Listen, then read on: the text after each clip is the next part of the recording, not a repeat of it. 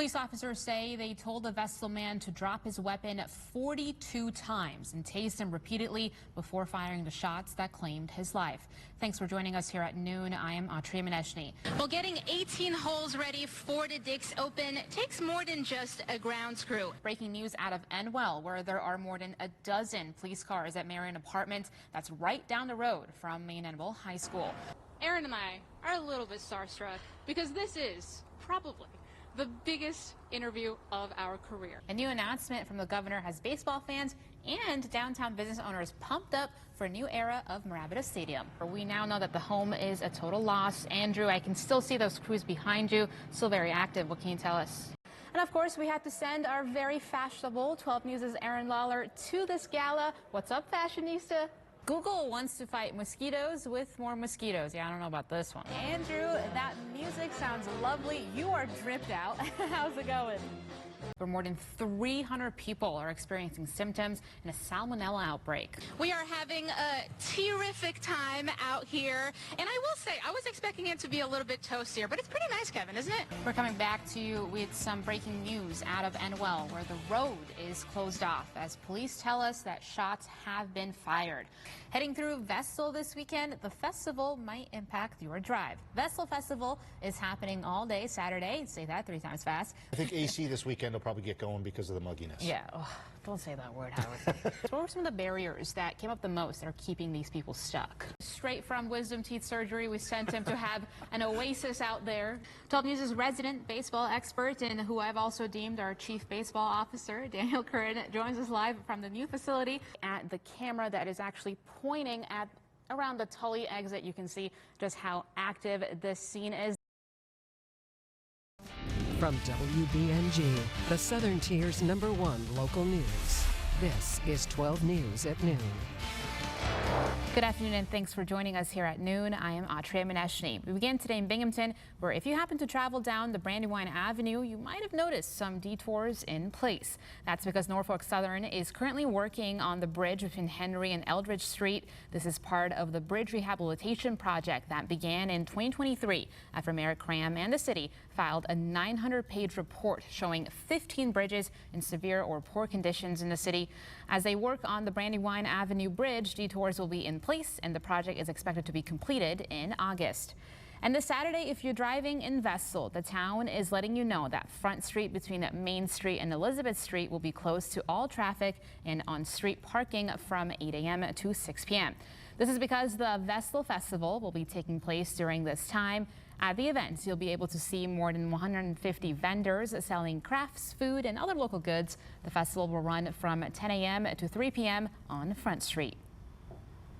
Yesterday, we told you about a land purchase that's aimed at protecting Ithaca's water supply. Now we're learning a little bit more about it. The New York State DEC and Finger Lakes Land Trust acquired those 2 parcels, making it a total of 33 acres of water protection. After recent projects prior to this one, those in charge say this recent announcement is just another indication the partnership between the two are doing everything they can to keep drinking water safe. It's a critical tool, as you might imagine, for protecting large areas in these watersheds. The 6 Mile Creek project was 18 acres in the town of Caroline. The Cuga Lake project was 15 acres spanning multiple municipalities. If you're a fan of fresh, locally grown vegetables and want to get your hands on them, don't worry, because Vines has you covered.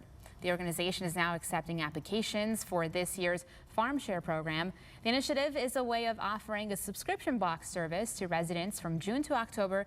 Anyone can sign up from now until September, and if approved, you can go to certain pickup spots in Broome County to get your box. Prices for the subscription service range from $13 to $45 per week, and income-eligible members may qualify for discounts.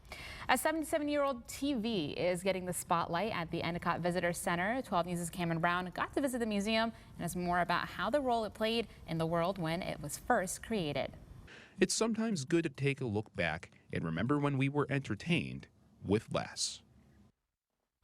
And one more fact to put this into perspective, in 1949, there were only about 6,000 TV sets in the whole country. Less than 1% of Americans had access to one.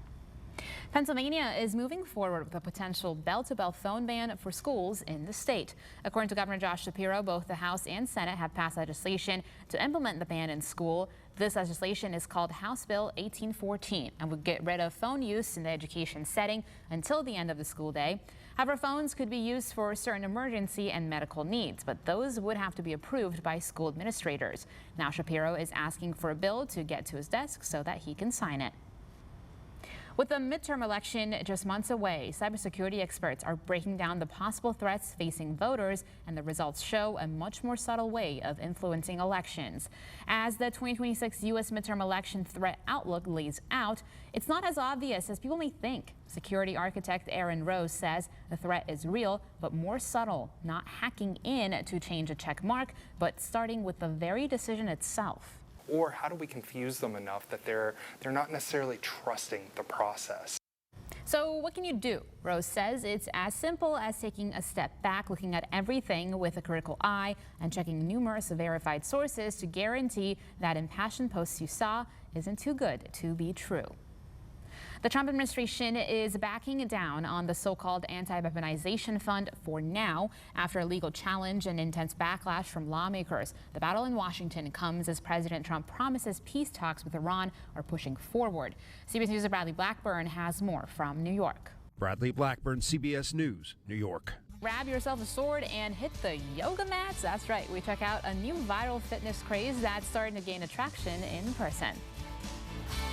And before we head to break, there's a live look at downtown Binghamton from atop the Security Mutual Life building. What a lovely day we're having. Full weather forecast for you is coming up ahead.